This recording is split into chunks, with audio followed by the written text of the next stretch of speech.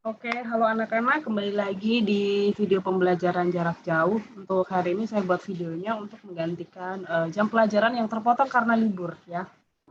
Jadi materi di sini yaitu tentang cermin. Nah, sebelumnya kita harus bisa bedakan ya apa itu cermin atau itu kaca ya. Jadi kalau kaca itu adalah kategori benda yang bening atau transparan sehingga bisa meneruskan hampir semua cahaya yang diterimanya. Jadi kalau kita lihat dari gambar, siapakah yang bercermin? Nah, yang bercermin itu adalah tentu saja kita lihat ini anak yang pakai baju biru, dia sedang bercermin. Ya. Kalau yang berkaca ya berarti melihat kaca, benda transparan nih yang bagian tengah ini dia melihat ke arah kaca ya. Nah, kalau yang kucing melihat bayangannya singa, nah itu mungkin kacanya adalah cerminnya adalah cermin ajaib ya. Nah, hal yang penting pada cermin, kalau kita bercermin adalah kita akan bisa melihat bayangan kita. Jadi cermin itu benda yang permukaannya dapat memantulkan hampir semua cahaya yang diterimanya. Jadi cahaya yang dipantulkan oleh si pria ini akan dipantulkan oleh cermin sehingga si pria ini bisa melihat bayangannya. Nah, bagaimana sih sifat bayangannya? Yang pertama, pada cermin datar itu maya. Artinya apa? Dia tidak bisa ditangkap layar atau bayangan ada di dalam cermin. Di dalam cermin. Jadi bersifat maya. Kemudian tegak, posisinya tegak. Jadi kalau kita buat tanda panah, panahnya ke atas, bayangannya juga ada di atas ya, ke arah atas. Kemudian sama besar dengan bendanya, tingginya sama ya. Lalu jarak benda ke cermin itu sama dengan jarak bayangan ke cermin ya. Kemudian ada pembalikan kiri kanan. Jadi tangan kanan seolah-olah terlihat sebagai tangan kiri. Ya. Itu sifat bayangannya. Manfaatnya banyak ya, cermin datar bisa dipakai di fitting room, kemudian di dance room ya untuk praktikum, kemudian bisa untuk periskop ya, alat yang ada di pesawat kapal selam. Nah, itu menggunakan periskop ya. Kemudian ini contoh dari periskop sederhana kalian bisa buat, yang diperlukan adalah plane mirror atau cermin datar ya. Jadi cermin datar yang disusun membentuk sudut tertentu sehingga nanti sinarnya itu bisa dipantulkan ya. Kemudian dipantulkan kembali oleh cermin kedua sehingga bisa dilihat oleh pengamat ya. Itu periskop sederhana. Nah, berikutnya ketika kita membuat pembentukan bayangan pada cermin datar, sebenarnya untuk pencerminan atau refleksi itu biasanya sudah dipelajari di matematika. Kan ada materi matematika tentang refleksi atau pencerminan. Biasanya pencerminan titik, pencerminan bangun, sebenarnya sama. Hanya bedanya apa di pelajaran IPA? Kita perlu membedakan mana yang cermin, mana yang buka bagian tempat bendanya, bagian tempat bayangannya, atau depan cermin dan belakang cermin. Biasanya ditandai dengan daerah yang diarsir. Jadi kalau kalian membuat cermin datar ya berupa garis lurus atau datar, nah bagian yang diarsir seperti ini adalah bagian dalam cermin atau kita sebut sebagai bagian dalam cermin. Kita bagian dalam atau belakang dari si cermin yang diarsir. Atau seperti yang bagian gambar kanan ini cermin datar ini ada warna biru ini. Nah, ini berarti ini adalah bagian dalam dari si cermin sehingga bayangannya ada terletak di sebelah dalam. Sifatnya tadi sudah dipelajari ya, mayat, tegak sama besar, kemudian terbalik kanan dan kiri. Nah, untuk menggambar, kalian bisa coba sendiri nanti di rumah, praktek seperti ini ya. Daripada gabut, boleh deh praktek untuk pencerminan. Nah, ini contoh bayangan yang dibentuk pada cermin datar. Jadi, supaya lebih mudah mainnya tuh seperti kupu-kupu ya. Kupu-kupu itu kan simetris, sebelah kiri sama sebelah kanan. Nah, itu contoh dari pencerminan. Kalau di pelajaran matematika, misalnya nih pencerminan sebuah titik.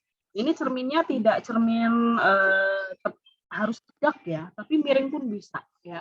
Nah, ini sebuah cermin, tapi jangan lupa kasih bagian dalam cermin itu mana sih? Nah, bagian dalam itu berarti adalah tempat yang ada bayangannya. Nah, ini contohnya. Ada titik objeknya C, kemudian bayangannya adalah di titik D. Atau gambar yang tengah itu adalah berupa segitiga siku-siku ya. Nah, berarti di sini nih, atau ada kata keterangan cerminnya. Nah, ini berarti bagian dalamnya. Ini tempat objeknya, kemudian bayangannya seperti ini. Kalau objeknya berbentuk lingkaran ya, jangan lupa ya, diberikan keterangan mana cerminnya. Nah, seperti yang bagian bawah nih, sepertinya dia ada keterangan ya. Nah, tapi kita bisa lihat dari apa nih letak bayangannya. Berarti ini cerminnya dari sebelah sini, sebelah kanan. Karena tadi pengertiannya cermin adalah benda yang dapat memantulkan hampir semua cahaya. yang diterimanya. Nah, ini kita bisa lihat juga nih, ada beberapa contoh, misalnya air yang tenang bisa menjadi contoh dari pencerminan ya, tapi kadang pencerminannya tidak sempurna, karena kadang kan air bergerak, jadi seperti gambar ini kan tidak 100% identik ya. Ini bisa menggambarkan contoh dari pencerminan. Oke. Nah, berikutnya kita juga akan mempelajari cermin datar yang dibuat membentuk sudut. Nah, biasanya kan kita hanya melihat cerminnya datar, tapi bagaimana sih kalau cermin datar itu kita buat membentuk sudut seperti gambar di sini. Nah, ini kan membentuk sudut tertentu. Sudut biasanya dilambangkan dengan alfa ya. Nah, ini bendanya ada di dunia nyata ya. Nah, kemudian bayangannya ada di dunia maya. Nah, ini ada berapa nih? 2 bayangan, dan kalau kita lihat di sini seperti seolah-olah ada lingkaran, kemudian dibagi membentuk suatu sudut, di mana sudut itu adalah tempat bendanya. Nah, sisanya itu terbagi untuk bayangan yang terbentuk di dalam cermin. Atau misalnya contohnya seperti ini ya, ada satu buah benda di dunia nyata. Nah, bayangannya ada berapa nih? Kita lihat ada 1, 2, 3, 4. Ada bayangan. Lalu pertanyaannya, berapa sih sudut yang terbentuk di sini? Berapa besar sudutnya? Nah, itu yang akan kita pelajari ya. Oke, nah, kita perlu ingat ya, di pemantulan sinar sama seperti pada pemantulan gelombang bunyi. Jadi sinar datang, garis normal, dan sinar pantul ada pada satu bidang datar ya. Karena kita cermin datar, ini bidangnya datar ya. Kemudian garis normal biasanya dilambangkan dengan garis putus-putus, kalau tidak dengan warna yang lain ya. Nah, garis putus-putus seperti yang di bagian ini.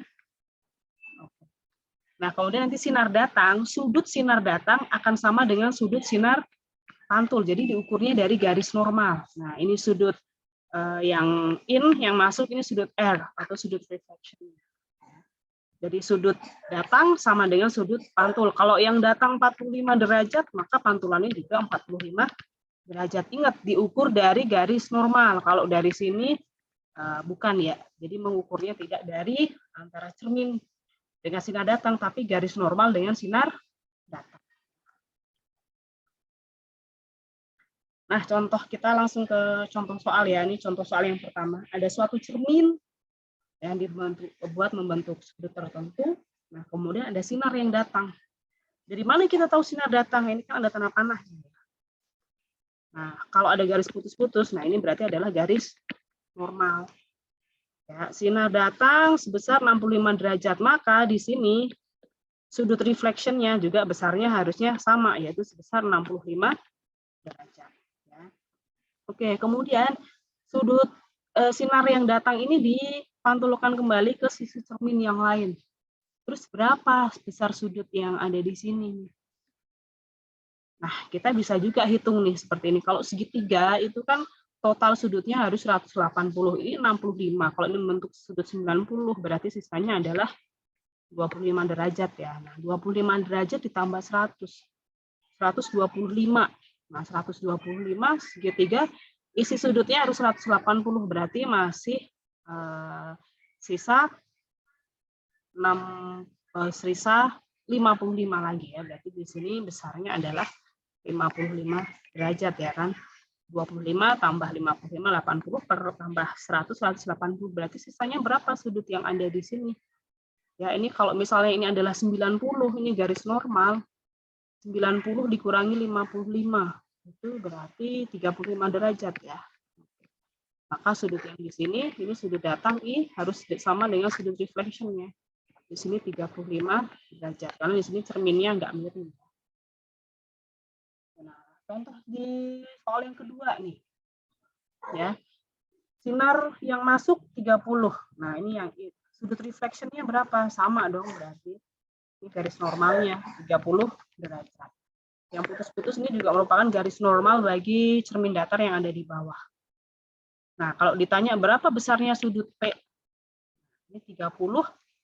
Kemudian kalau ini 90 ya, 90 di sini juga otomatis 90. Ada di sini 30, maka di sini sisanya adalah 60 ya. 90 tambah 60, 150, berarti di sini 30 derajat. Maka yang I di sini itu besarnya adalah 90 dikurangi 30, berarti sudut yang di sini adalah 60 derajat. Maka sinar keluarnya juga sama di sini, refleksinya 60 derajat. Maka berapa besarnya sudut P? Ini kan siku-siku ya, berarti 90 derajat kurangi 60 derajat. Sama dengan 30 derajat. Jadi ini sebenarnya hanya sudut datang, sudut pantun seperti yang kalian pelajari di matematika ya. Oke.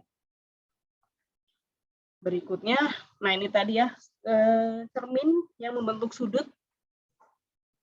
Sebenarnya kalau kita lihat tadi kan seperti membentuk sebuah lingkaran. Nah, cara mengingatnya bagaimana sih? Gampang saja. Jadi kita ibaratkan seperti sebuah lingkaran. Nah, kemudian sudut yang dibentuk oleh cermin, ya sudut yang dibentuk oleh cermin, bagian yang diarsip itu bagian dalam cerminnya. Nah, sudut yang dibentuk ini adalah tempat bendanya. Nah, kalau tempat benda itu berarti ada di dunia nyata.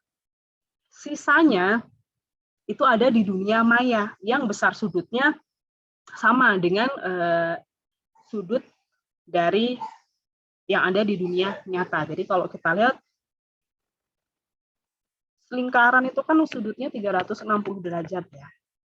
Kemudian satu sudut sudah dipakai untuk benda di dunia nyata. Katakanlah contoh di sini 60 derajat. Berarti ada berapa bagian dari cermin sih? 360 dibagi 60. Ada 6 bagian. Tapi kemudian dikurangi 1. Kenapa? 1 ini adalah benda satu, benda yang di dunia nyata. Berarti di dunia maya ada berapa? Ada 5 bayangan. Jadi kalau kita lihat bayangan 1, 2, kemudian 3, 4, dan 5. Nanti ada 5 benda atau ada 5 bayangan. Jadi yang satu seperti lingkaran dibagi dengan besar sudutnya. Nah, sisanya itu adalah letak bayangan. Ya. Kalau kita jadikan ke rumus, menjadi M sama dengan 360 derajat per alfa. Alfa itu adalah besar sudutnya ya, misalnya ini alfa. Dikurangi dengan 1. Kok dikurangi 1 ya? Ini karena ini adalah benda di dunia nyata. Sisanya adalah bayangan di dunia maya. N-nya itu adalah bayangan di dunia maya. Misalnya contoh nih, bayangannya ada 1, 2. Lalu berapa besar sudut alfanya di sini? Ya, nah, nanti kita akan coba cari ya. Atau misalnya di sini 90 derajat. Nah, udah ketahuan nih alfanya 90. Lalu banyak bayangannya berapa? Nah, misalnya alfanya adalah 90 derajat, maka N sama dengan 360 derajat per 90 derajat dikurangi 1. Ya. Oke. Jadi 4 dikurangi 1, ada 3. Nah, kalau kita lihat di sini 1, 2, 3. Ada 3 bayangan di dunia maya. Bendanya ada di dunia nyata. Ya. Oke, kita ke latihan soal nih. Joko menyusun 2 cermin data dengan berbagai variasi sudut. Tentukan jumlah bayangan yang terbentuk jika sudut yang dibuat 90 derajat, 60 derajat, 45 derajat, dan 30 derajat. Nah, kita pakai rumus yang ini saja nih. Ya. Berarti untuk yang 90 derajat, N sama dengan 360 derajat per 90 kurangi 1. Hasilnya adalah 4 kurangi 1. Ada 3 bayangan. Kemudian yang 60 derajat, N sama dengan 360 derajat per 60 derajat kurangi 1. Ya, 6 dikurangi 1 ada 5. Ya, 45 derajat berarti N sama dengan 360 derajat dikurangi 45 derajat kurangi 1. Kalau dibagi ya, 360 derajat dibagi 45 derajat dikurangi dengan 1. Berarti ada 8 kurangi 1 ada 7. Kemudian untuk yang 30 derajat, N sama dengan 360 derajat dibagi 30 dikurangi 1. 12 dikurangi 1 ada 11. Nah, jadi ini total bayangannya 3, 5, 7, dan 11. Berikutnya, nah sekarang kebalikannya. Tentukan sudut di antara 2 cermin datar jika banyak bayangan dibentuk sebanyak 8, 2, dan 1. Ya. Bagaimana cara menyelesaikannya? Cara menyelesaikannya adalah kita lihat di sini. N sama dengan 360 derajat dibagi alfa. Nah, ini satunya bisa kita pindahkan ke sini. Jadi N plus 1 sama dengan 360 derajat dibagi dengan alfa. Nah, Terus alfanya gimana? Tukeran aja sama N plus 1. Jadi alfa sama dengan 360 derajat dibagi N plus 1. Ya. Oke, kalau ini banyak bayangan atau nilai N-nya, ini semua adalah nilai dari N ya. Maka untuk N sama dengan 8, ini yang A, alfa sama dengan 360 derajat dibagi N plus 1. Berarti 360 derajat dibagi berapa itu? 8 plus 1. Oke, jadi 360 derajat dibagi 9. Oke, 40 derajat ya. Yang B, alfa. 360 derajat dibagi N plus 1.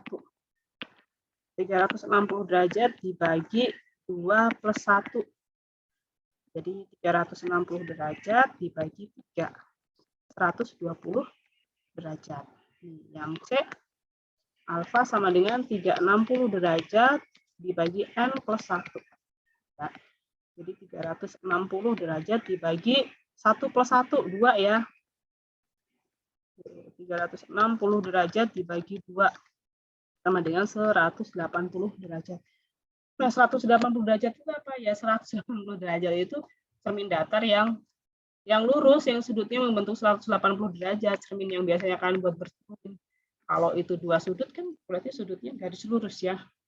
Sudut lurus 180 derajat, jumlah bayangannya ada 1. Ya. Nah, ada juga nih pokok bahasan yang mungkin untuk tambahan saja ya. Jadi pada cermin datar, berapa sih cermin panjang minimal cermin yang diperlukan supaya suatu benda itu terlihat utuh? Nah, itu panjang cerminnya minimal adalah setengah dari tinggi benda. Jadi kalau misalnya tinggi bendanya itu adalah 180 cm, maka tinggi cerminnya adalah minimal setengahnya. Yaitu setengah dari 180 adalah 90 cm. Nah, itu konsepnya dari mana? Konsepnya adalah dari kesebangunan segitiga ya.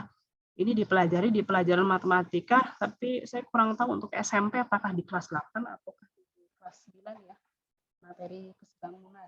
Jadi kalau kita lihat di sini, ini seperti seakan-akan membentuk sebuah segitiga ya.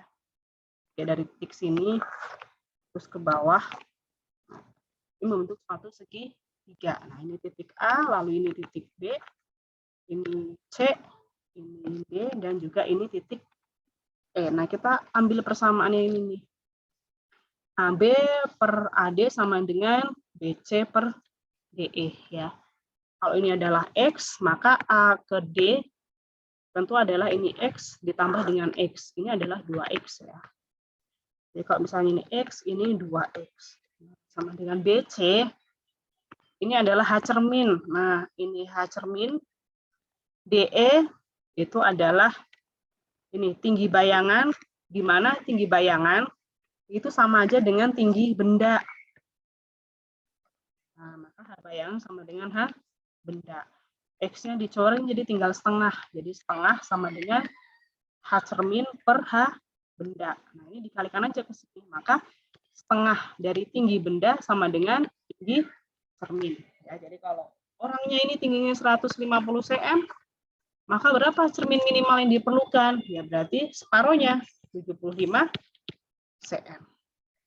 Oke, itu pembahasan kita di cermin. Jadi yang pembahasan berikutnya adalah tentang cermin ya. Semoga video pembelajaran ini membantu kalian dalam belajar IPA. Selamat belajar.